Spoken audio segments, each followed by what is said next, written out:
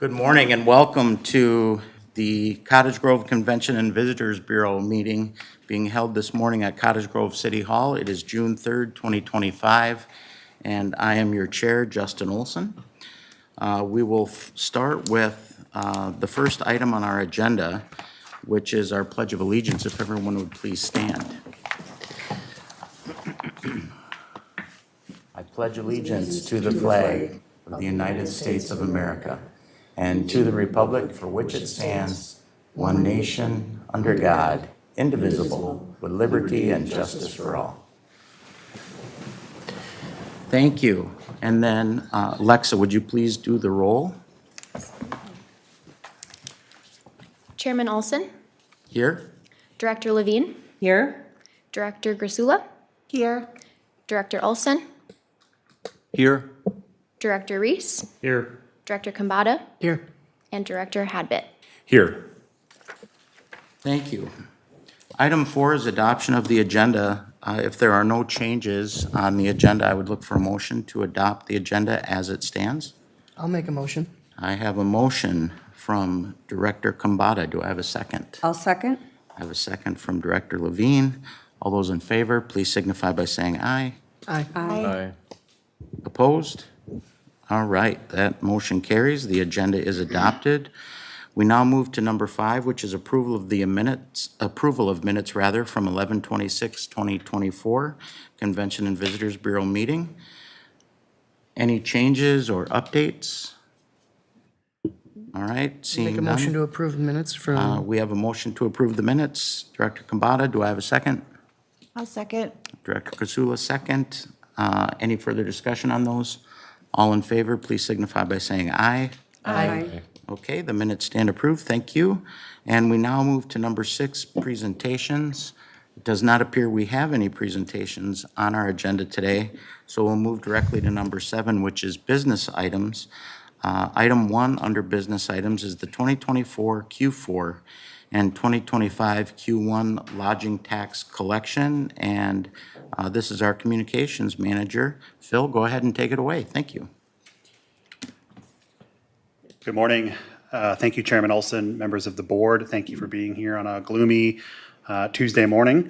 As the chairman said, we're here to talk about the 2024 Q4 and 2025 Q1 lodging tax collections, and then a couple other pertinent items for the board to be aware of. So before you, I won't bore you by reading all of the numbers, but you have the 2024 Q4 lodging tax collections and 2025 Q1 lodging tax collections.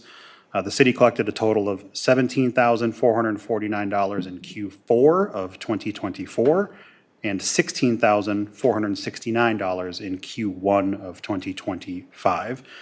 In total, the 2024 Q4 lodging tax collections was 13.5% over the 2024 total budgeted revenue. The Food Truck Festival contributed heavily to that amount. Moving forward, before you again, I won't bore you by reading all of these numbers, but you have the 2024 lodging tax and revenue collection numbers. Again, noted there under revenue breakdown, you have other revenue. That was largely the Food Truck Festival, which is, as you know, a very large and successful and profitable event for the CVB. On the next slide, when it comes to lodging tax and revenue, we have a couple pieces of information that we think is very pertinent for the board to be aware of, and hopefully good news. When it comes to lodging tax collections, the city will be handing that over to the Minnesota Department of Revenue. There were a couple actions on the city council not too long ago that has the city now handing over our lodging tax collections to the Minnesota Department of Revenue. This is a service that they provide to municipalities. I believe Woodbury is also another community that's engaging in this and has provided really amazing feedback about that system. Part of the reasoning for this is a couple-fold. One, when properties are delinquent in their lodging tax remissions, the weight and authority that a letter or enforcement actions from the Minnesota Department of Revenue has is far greater, with all due respect to the city of Cottage Grove. It's far greater than the city, going after properties to get those lodging taxes in order. Additionally, it saves staff a ton of capacity and increasing efficiency and making sure that those lodging tax collections are here and on time. That will begin on July 1 of 2025, which staff are very excited about. The next thing is something you may have heard about is the Rentalscape software from Deckard Technologies. So again, in hopefully improving efficiencies as well as overall lodging tax collections, this software gives us new and really incredible insight into short-term rentals, or STRs, throughout the community, both ones that we know about and ones that are permitted and ones we may not know about and are not potentially permitted. So this software scans through websites like Airbnb, VRBO, those are just the most well-known ones, to get us insight into those properties that exist out there in our city. So this will lead ideally to better compliance for our unlicensed STRs and potentially increase our lodging tax collections. With all of that, I will stand for any questions you all may have.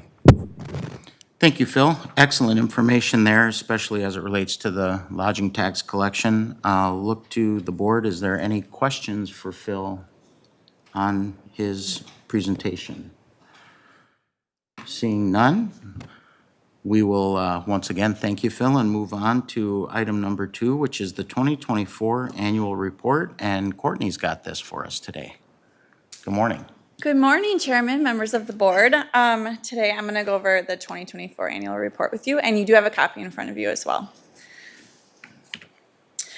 So for the 2024 visitor guide, this was our 3rd publication. We had 7,000 copies printed for about $10,000. They were distributed to the Mall of America, Welcome and Visitor Centers in Minnesota. City Hall also had them, Cottage Grove Ice Arena, and we sent them via mail if someone requested them on our website. We had 6 paid advertisers, and we collected $4,450 in revenue for that. And then in 2025, Chandler Thinks recommended that we do a smaller visitor guide, kind of streamline the information, and so we saved $4,346 with that with our 2025 visitor guide. So for the website, we had about 32,000 users visit our website. Our top 3 pages were event pages, which were for the Food Truck Festival, Strawberry Fest, and the Holiday Train. Our monthly newsletter that we send every month for subscribers, which we have about 2,900 subscribers that have subscribed. So we have a scheduled workshop after this presentation to discuss options for what website enhancement. So we'll go over that a little bit more after this. We worked with various photographers again in 2024, and then also worked with True Lens Community Media, which was formerly known as SWCTC, and we did 15 videos with them. And then we also are continuing to build a diverse library that represents all ethnicities and cultures. For social media, it's important to note that social media numbers always fluctuate, and so they're very volatile and dynamic. So it's hard to explain why numbers go up and down sometimes, but this is kind of an average just to give you an idea. So in 2024, we reached 6% less users on Facebook. However, we increased our following by 8%. On Instagram, our user reach decreased by 38%, but our follower and video count increased. Our most popular YouTube videos were Pickleball in Cottage Grove, Strawberry Fest, and Life of a Hunter. And then our top performing campaigns, Get Out and Explore Minnesota, that was the One Family Fest one. We boosted that one for about $500 and saw about 114,000 impressions off of that. And then our top performing video was just a recap video from the Food Truck Festival, and we hit about 162 impressions on that one. Or sorry, I read you the wrong number. 2.5 thousand impressions on that one. Our partners in 2024, the St. Paul Saints, Cottage Grove Strawberry Fest, the Chamber of Commerce, Minnesota Explore Minnesota, Sawashko Cares, and Minnesota Monthly. Our team engaged with attendees at 4 events: the Cottage Grove Chamber of Commerce Community Showcase, Community Night at the Saints Game, and Strawberry Fest and Food Truck Festival. Speaking of Food Truck Festival, we estimated about 8,000 to 9,000 attendees. We hosted 40 food trucks, 10 sponsors, and 17 marketplace booths. And then looking to 2025. So we worked with Chandler Thinks, as you know, to develop a plan for the future. And we have a long list of things that we have put lots of thought towards. The ones on the screen are just kind of the ones that we've already started to implement, that have kind of gone past that brainstorming stage. So these items are currently in the works. Let's see here. So we are currently launching the Bring a Friend campaign, which is part of the Strawberry Fest initiative. We did a coloring contest for that as well. And that's just to encourage, people that go to Strawberry Fest every year that should bring a friend to participate in the tradition with them. We also are doing patio week in July. So we have started reaching out to residents about that, and we'll talk a little bit more about that later in this presentation. We plan to implement a tourism summit, a regular stakeholder meeting, or potential awards. So more to come on that.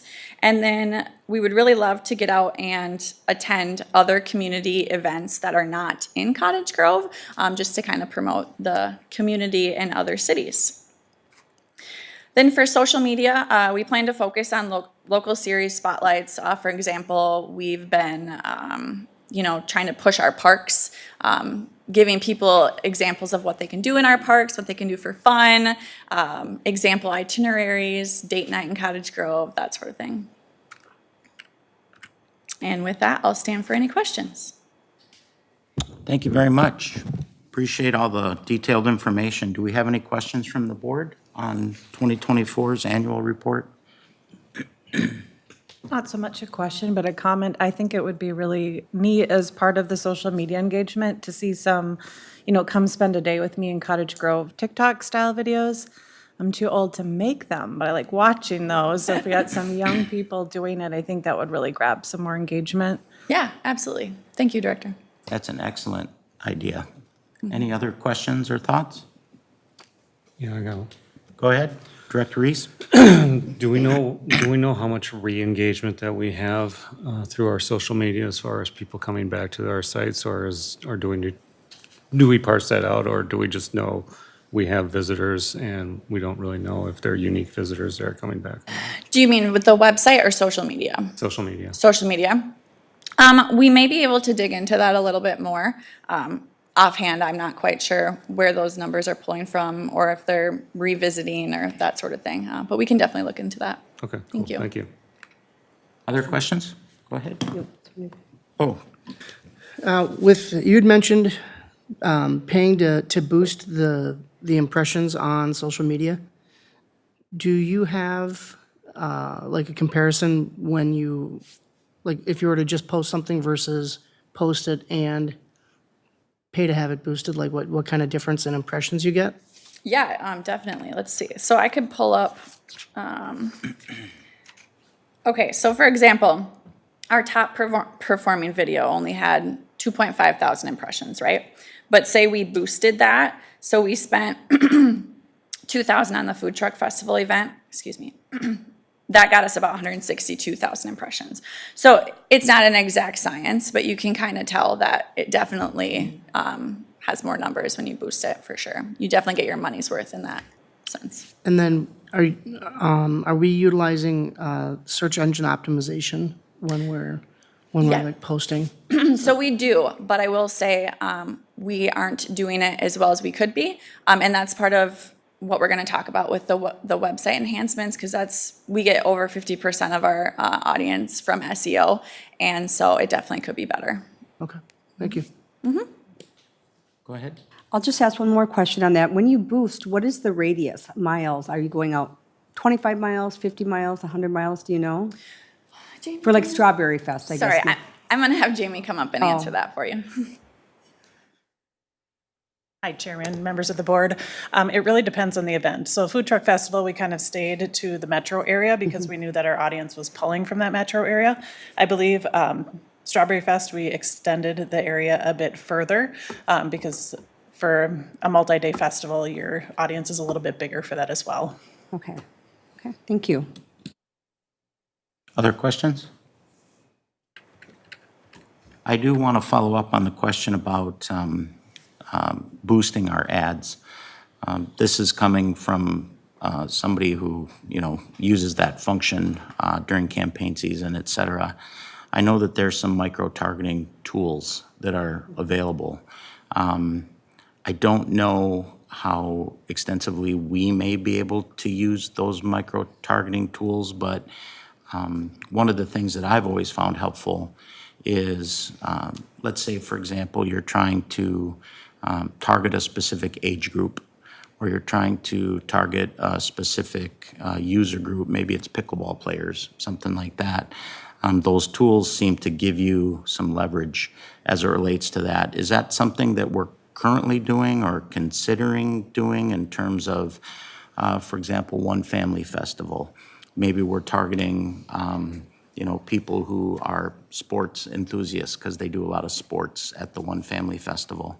I'm just curious if anybody can answer that for me as far as the micro-targeting goes. Yeah, I'm gonna call Alexa up to the podium now. She is focusing on our social media now, so she can help you with that. I saw you nodding your head over there, so I assume you pick up when I'm laying down. Yes. Good morning, Chairman and members of the board. That is correct. We are currently utilizing that function, and we kind of take it per event and what that may look like. Yeah.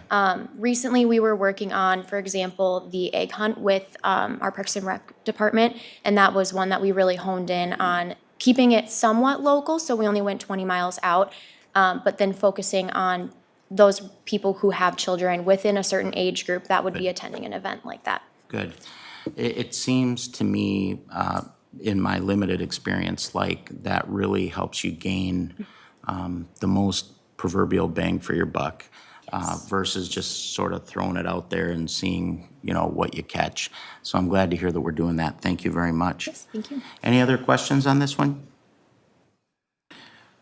Great. Moving on to item 3, Phil gets back to the podium to talk to us about our 2026 Explore Minnesota Tourism Grant.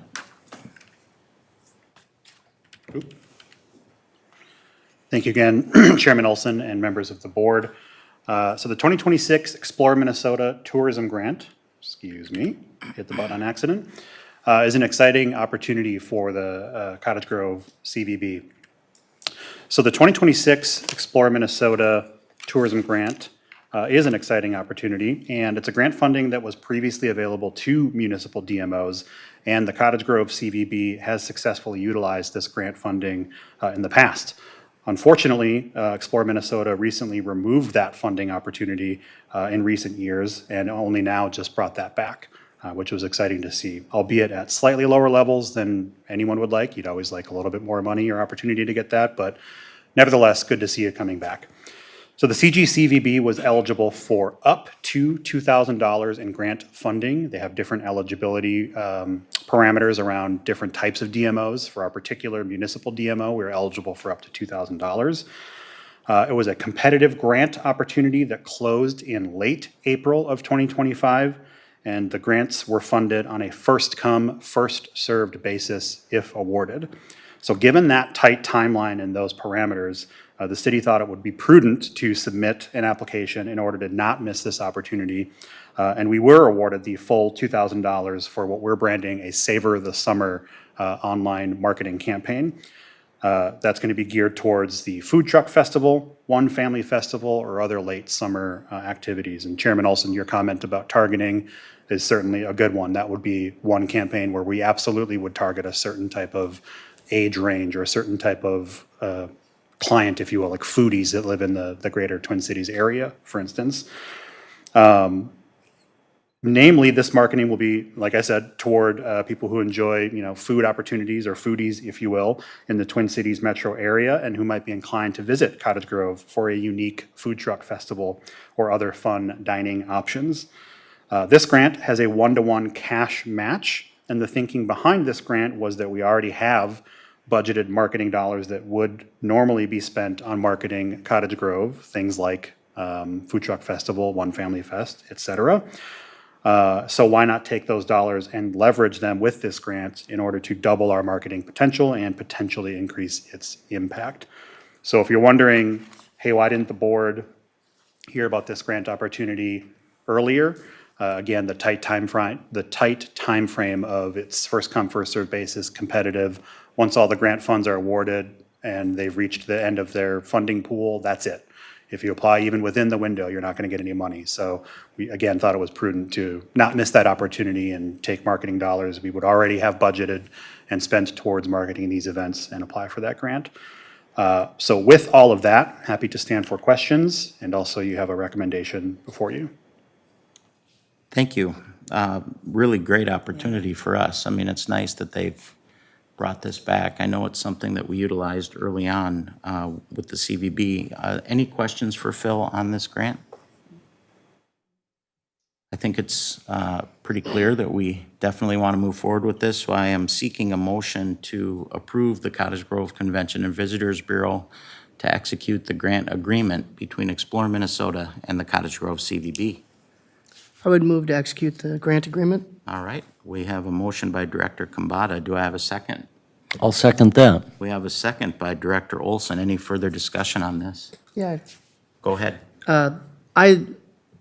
when I was on council, I always tried to encourage, specifically, you know, there's a lot of parks grants, and I always tried to encourage going out for these grants, even if, you know, weren't gonna score the highest form or whatever, because it's just, every opportunity that we get like this is one more layer we can add to our approach. So I would say, good work, and thank you to staff for pursuing this. Absolutely. Yeah, I echo that sentiment for sure. Any other comments? All in favor of the motion and the second, please signify by saying aye. Aye. Opposed? All right, that motion carries. Thank you very much. And then number 4, our 2025 events update. Alexa, welcome back to the podium. Thank you. Good morning, Chairman and members of the board. Today we're going to run through some of our upcoming events we have for the rest of the year here. Starting with Strawberry Fest. Strawberry Fest is just 3 short weeks away, running from June 19th to June 22nd this year. As Courtney had mentioned previously, this year we are launching our Bring a Friend initiative. This is encouraging residents to bring friends from outside of the community in to join in on this beloved tradition within our community with us this year.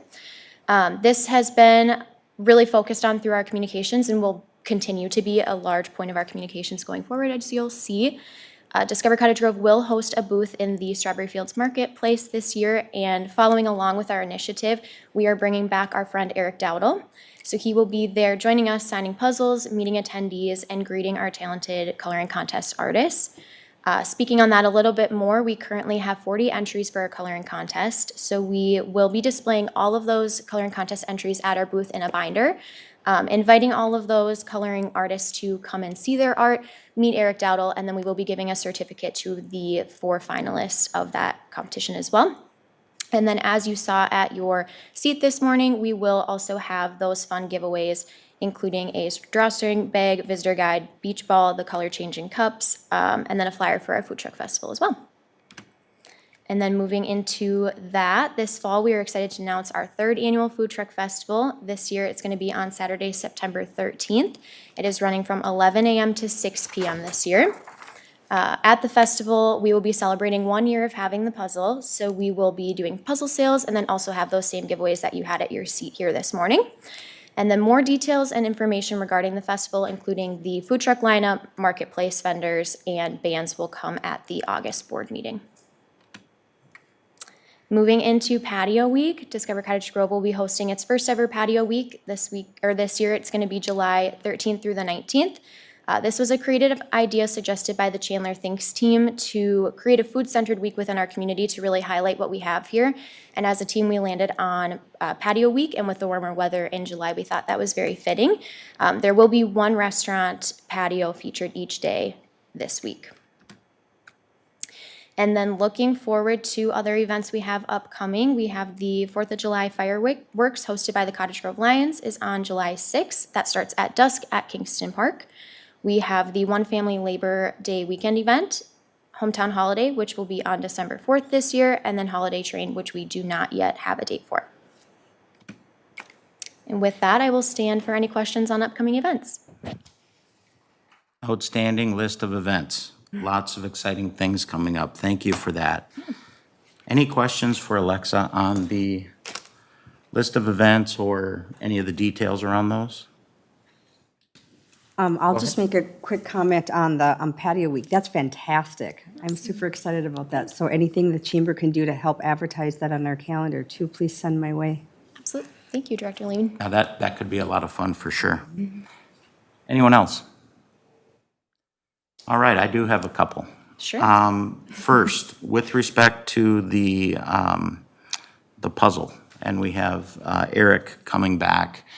I've seen a little bit of social media out there already about, he'll be here and he'll be signing puzzles and what have you. Will there be any other, interesting events that will feature him per se that Strawberry Fest is going to be doing as a sort of a nod to, hey, this guy's in town again, he's a big deal. Have they come up with anything that you're aware of that they want to do with him? Currently, in terms of Strawberry Fest hosting anything connected to it, we do not know of anything. We did center our coloring contest around the puzzle, so it has a bring your friends, also the puzzle kind of incorporated within the artwork itself. And then we will have him there signing puzzles as well, meeting with people, and he will be doing some promotion on his own page as well. Seems like an opportunity for them. I wonder if it would make sense to reach out to members of the Strawberry Fest Committee, whether that's, the president, Lori, or I know some others like Eric Witt and Katie Tobertsoffer, and if you guys would like me to do that, I'm happy to do that, just to plant the seed that he'll be here. I mean, let's find a way to keep him busy, but obviously we have to also keep in mind his own personal desires and things. Phil, go ahead.